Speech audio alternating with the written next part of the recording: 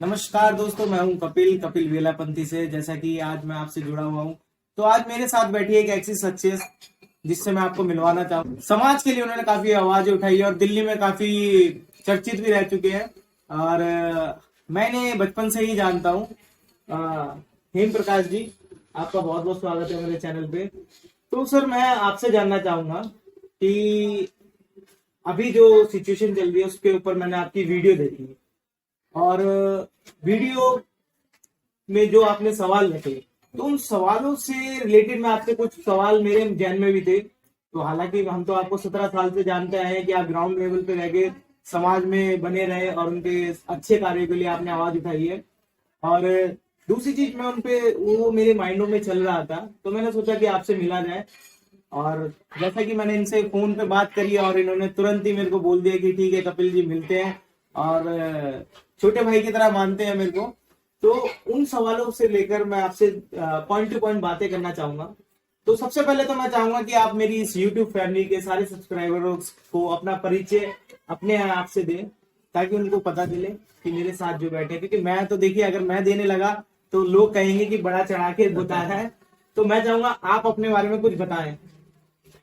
कपिल भाई, सबसे पहले आपके YouTube चैनल, आपके दर्शकों को और आपको मैं सादर प्रणाम करते हुए अपनी बात शुरू करता हूँ। मैं आपका आभारी हूँ अरे कि आपके चैनल पे आने का सौभाग्य मुझे प्राप्त हुआ, क्योंकि इस भारत देश की डोर ही युवाओं के हाथों में है कपिल भाई। और जब आपने मुझे बताया कि मेरी वीडियो इतनी वायरल हो रही है, मैंने तो वो वीडियो सहज भाव में डाली थी, सरकार के कानों तक बात पहुंचाने के लिए। पर लोगों को वो विचार अच्छे लगे, उन्होंने उस वीडियो को सरकार तक पहुंचाने में मेरी हेल्प कर रहे हैं। मैं सबसे पहले आपके दर्शकों को अपना परिचय कराना चाहूंगा। मैं कृष्णा सोशल वेलफेयर सोसाइटी का चेयरमैन हूँ और महापरिवर्तन संगठन का राष्ट्रीय अध्यक्ष हूँ। मेरा संगठन पूरे भारतवर्ष में समाज कल्याण के लिए काम करता है। समाज की आवाज सरकार तक पहुंचाने का एक हमारा प्रयास होता है। मेरे सभी कार्यकर्ता वॉलंटियर लगातार रात दिन इस चीज में लगे रहते हैं कि समाज के लोगों को किस चीज की आवश्यकता है और सरकार उनकी आवाज को सुन क्यों नहीं रही।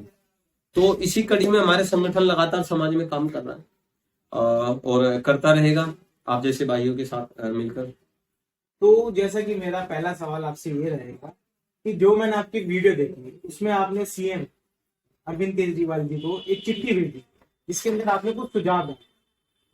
तो वो सुझाव के बारे में संबंधित मैं आपकी उस वीडियो से रिलेटेड या उस चिट्ठी के बारे में मैं जानना चाहूंगा कि आपके संपूर्ण विचार क्या थे, या उसको विस्तार से आप कैसे बताना चाहेंगे।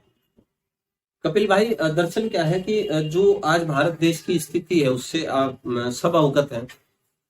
आज शमशान घाटों में जगह नहीं है, हॉस्पिटलों में जगह नहीं है। दरअसल इसी चीज का मुझे दुख था। मैं अरविंद केजरीवाल जी के पास 10 अप्रैल वर्ष 2021 को मैं गया।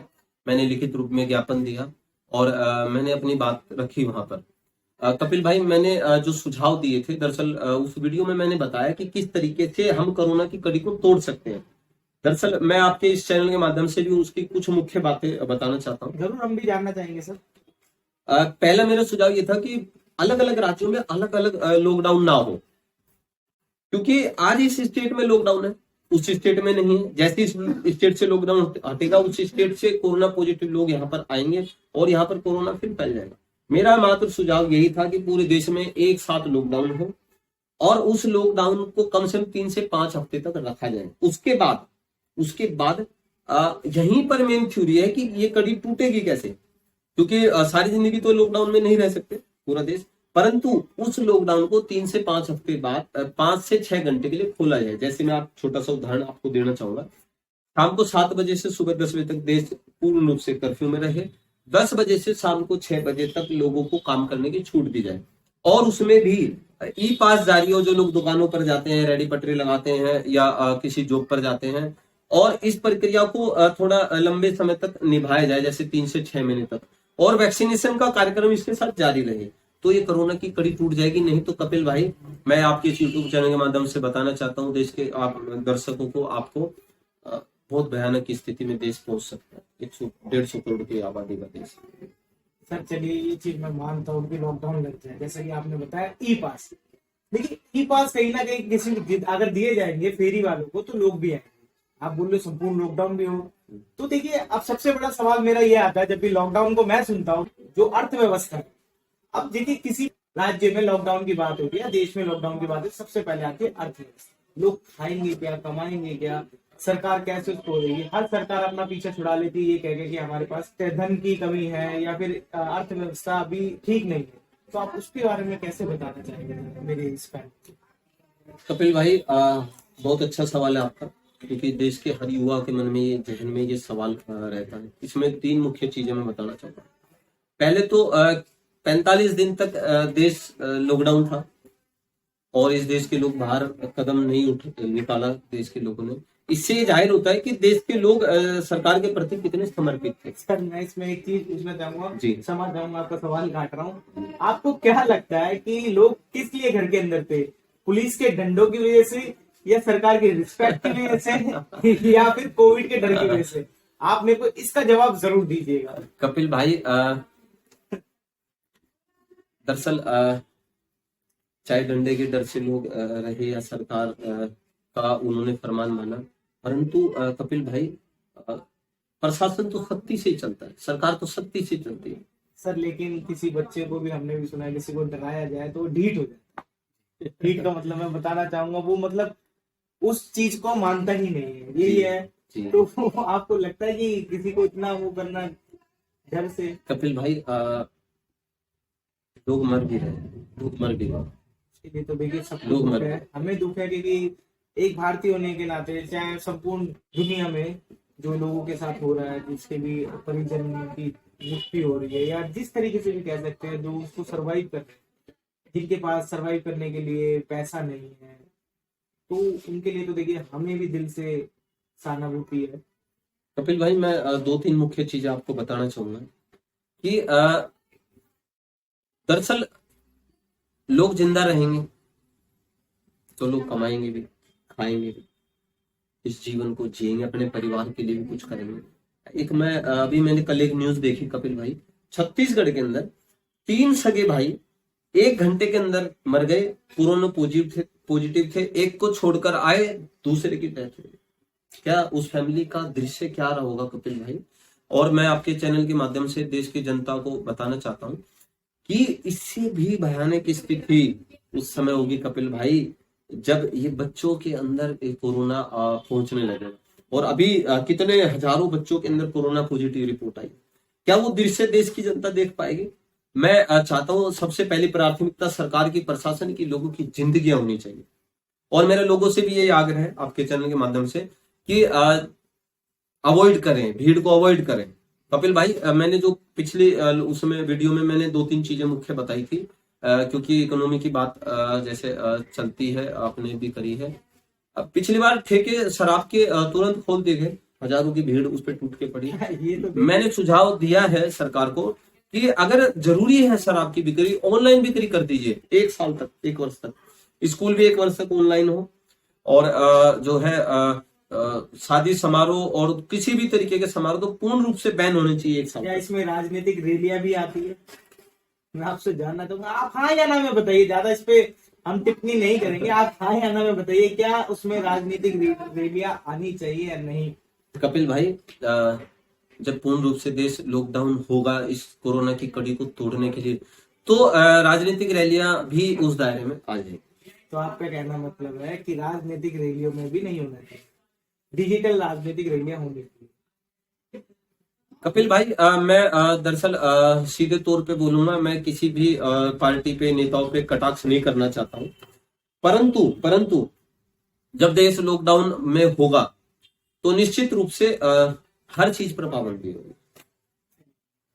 यहाँ पर सर मैं एक चीज और जानना चाहता हूँ, जैसे कि आपने कहा कि राजनीतिक या राजनेता पे टिप्पणी आप कटाक्ष नहीं करना चाहते, तो मैं भी जानना चाहूंगा, लोग भी जानना चाहेंगे कि देखिए अगर आप दिल्ली में अगर है और अभी सीएम साहब को आपने चिट्ठी भेजी है, लेटर सुझाव दिया है, तो कुछ लोग कहेंगे कि आप बीजेपी से जुड़े हुए, और यदि आप बीजेपी के खिलाफ बोल रहे हो या बीजेपी को सुझाव दिया या आप क्या हो, यहाँ पर केंद्र का नाम आ जाएगा वहां पर लोग कहेंगे कि आप कांग्रेस या फिर कह सकते हैं आम आदमी पार्टी से मैं जानना चाहूंगा आप अभी किस पार्टी को समर्थन करते हैं, किस पार्टी के साथ हो सर?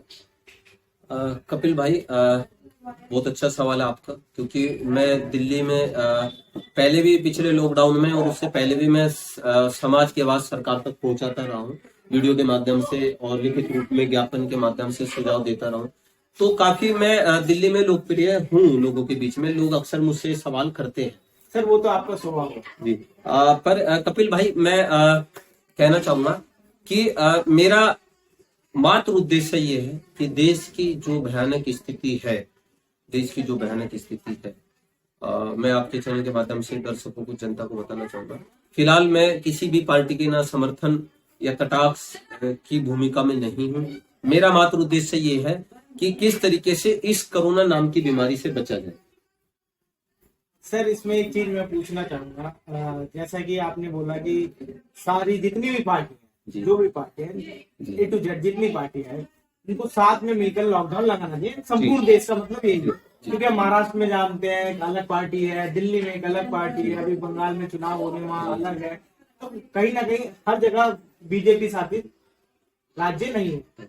तो मैं यहाँ जानना चाहूंगा, हम देखते हैं जैसा कि न्यूज वगैरह पे देखते हैं, उनके जो प्रवक्ता है वही एक दूसरे के साथ बैठ के बात नहीं कर पाते हैं, तो पार्टियां के साथ में काम कर पाएगी? कपिल भाई, ये देश का दुर्भाग्य है। आपने बहुत अच्छा सवाल उठाया है, बहुत अच्छा सवाल है, और इसी युवा सोच को मैं आगे लाना चाहता हूँ। मेरा संगठन बनाने का एकमात्र उद्देश्य भी यही था कि देश की जनता और युवा आगे आकर सरकार तक अपनी बात पहुंचाए। ये देश का दुर्भाग्य है, लेकिन यहाँ सरकार को एक होना पड़ेगा। कपिल भाई, अभी मात्र रोज जितने लोग मर रहे हैं, लकड़ियां कम पड़ेगी कपिल भाई। अब आप सोचिए, अगर यही संख्या बढ़ गई, ये रेशियो बढ़ गई लोगों के मरने की, तो कपिल भाई पिछले लॉकडाउन से और अब तक आप देखिए, पिछले लॉकडाउन में इतने लोग नहीं मर रहे थे, क्योंकि शुरुआत के दौरान जैसे मरीज निकले पूरा देश लॉकडाउन हो गया था। लेकिन जिस तरीके से लॉकडाउन खोला गया, उस लॉकडाउन को खोलने की प्रक्रिया के कारण आज 6 से 7 महीने तक लोगों को कोरोना के बीच में रहने दिया गया, जिसकी स्थिति आज ये है कि शमशान घाटों में, हॉस्पिटलों में, आपको पता है कई राज्यों के मुख्यमंत्री रो रहे हैं, उनके पास ऑक्सीजन नहीं है। कपिल भाई, क्या स्थिति आ गई? सवाल और पूछना चाहूंगा, आपको क्या लगता है क्यों इस कोरोना ने इतना भयानक रूप लिया? हालांकि लॉकडाउन तो हमने पिछले साल भी देखा था, और पिछले साल भी देखा, तो उसी के बारे में मैं जानना चाहूंगा कि आपने कहा कि लॉकडाउन 7 महीने छोड़ दिया गया, तो मैं यही पूछूंगा कि ये कोरोना वायरस जो कोविड है, इसने इतना भयानक रूप क्यों लिया? बहुत अच्छा सवाल है कपिल भाई। दरअसल इस ओर कोई ध्यान नहीं दे रहा, न सरकार, न प्रशासन, और बड़े बड़े पत्रकार भी इस ओर ध्यान नहीं दे रहे, बड़ी टीवी चैनलों के, क्योंकि बीमारी की जड़ शुरू कहाँ से हुई, अगर मनुष्य ये जान ले तो वो बीमारी वहीं पर डेड हो जाएगी। दरअसल हुआ क्या कपिल भाई, जिस तरीके से देश लॉकडाउन में था, देश की जनता भी सरकार की बात मान रही थी, लेकिन अचानक से कुछ नेताओं को हड़बड़ी हुई और उन्होंने देश के लॉकडाउन को खुलवा दिया। वो जो लॉकडाउन खोलने की जो प्रक्रिया थी, दरअसल वो गलत थी। उस तरीके से लॉकडाउन खोलने का एक सिस्टम होना चाहिए था कि मात्र 6 घंटे के लिए हम लॉकडाउन खोल रहे हैं और कुछ दिनों तक स्थिति पर नजर रखेंगे, अगर ये बीमारी बढ़ी तो हम देश को दोबारा से लॉकडाउन कर देंगे। तो लोगों को भी ये डर रहता, और लोग इस स्थिति 6 से 7 महीने तक जो लोगों को छोड़ दिया गया कि नहीं, कोरोना के साथ जिए, मरिए। और एक शादी में हजार लोग आ रहे हैं, समारोह में हजार लाखों की तादाद में भीड़ बढ़ गई। अभी हरिद्वार का एक ताजा उदाहरण आपके सामने है। मैं किसी पार्टी पे कटाक्ष नहीं कर रहा हूँ, किसी नेता पे मेरा कटाक्ष नहीं है, परंतु मैं देश की आवाज में एक आम नागरिक। और कपिल भाई, कब आपका नंबर आ जाए, मेरा नंबर आ जाए कोरोना की लिस्ट में, ये बीमारी तो सबके लिए एक बराबर है, सबके लिए। आप देखिए, बड़ी बड़ी सेलिब्रिटी जो है, कई मुख्यमंत्री, कई फिल्म एक्टर, राजनेता इसके शिकार हो गए। कपिल भाई, मेरा आपके चैनल के माध्यम से हाथ जोड़कर देश के प्रशासन से और देश के जितने भी राजनेता हैं, संवैधानिक पदों पर बैठे हैं, उनसे हाथ जोड़कर निवेदन है, देश की जनता की जिंदगियों के साथ खिलवाड़ ना करिए, न्याय करिए, उनके साथ न्याय करिए। दरअसल मैं कहना ये चाहता हूं कि जिसने कोरोना के मरीज को मरते देख लिया, कपिल भाई, वो खुद ही वो इंतजार नहीं करेगा कब मुझे कोरोना हो, वो अपने आप को घर में आइसोलेट कर लेगा, क्योंकि बहुत भयानक स्थिति है कपिल भाई। और मैं आपके चैनल के माध्यम से एक देश की जनता को गीत समर्पित करना चाहता हूँ, ताकि हम लोग इस कोरोना नाम की जो वायरस है इससे मिलकर लड़े, एकजुट होकर।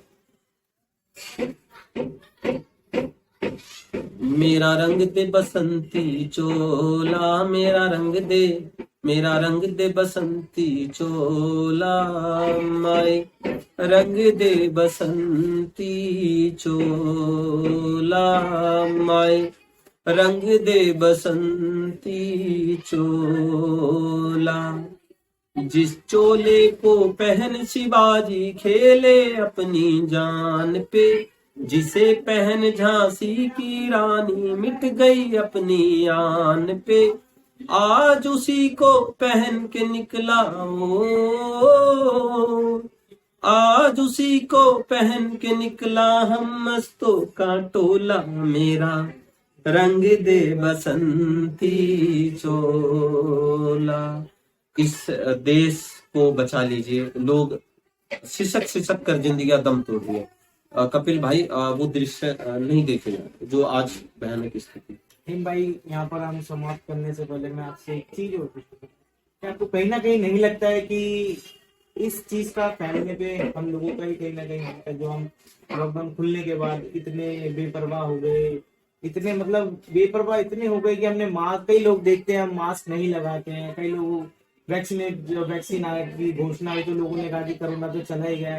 क्या आप, मैं बस थोड़ा सा टाइम चाहूंगा, क्या आप मानते हो कि ये एक इफेक्ट रहा है कि लोग बेपरवाह हो? मैं कहूंगा कि उस समय सरकार जनता को ये चेता दे कि हम लॉकडाउन को 5 से 6 घंटे तक खोलने की प्रक्रिया में मात्र देख रहे हैं। अगर जनता ने लापरवाही करी तो दोबारा से लॉकडाउन होगा। सख्ती से प्रशासन चलेगा, सख्ती से। कपिल भाई, सरकार और प्रशासन सख्ती से ही चलता है। ठोस कदम तो सरकार को उठाने पड़ेंगे, वरना कपिल भाई ये दिन ना आ जाए कि कंधों पर लाश ढोनी पड़े। तो आज के लिए मेरी YouTube फैमिली आज के लिए इतना ही। हम मिले हेम प्रकाश भैया से, जिन्होंने काफी अच्छी बातें रखी और काफी कुछ हमें बताया। तो आगे भी मिलते रहेंगे, इनसे जुड़े रहेंगे और ये युवाओं को काफी प्रोत्साहन देते हैं और इनकी बात सरकार जरूर माने। जल्द से जल्द आपकी चिट्ठी का जवाब आए और हम भी आपसे मिलते रहेंगे। मिलकर बहुत अच्छा लगा। तो आज के लिए बस मैं वीडियो में इतना ही चाहूंगा। मुझे पता है कि वीडियो जिस तरीके का कंटेंट मैं लेके आता हूँ उससे थोड़ी सी अलग होगी, लेकिन ये भी बहुत इंपॉर्टेंट है क्योंकि मेरे कंटेंट से ज्यादा इंपॉर्टेंट मेरा देश है। तो और मेरे लोग हैं, जो कि आप हो, मैं हूँ, भैया है, आसपास रहने वाले हैं।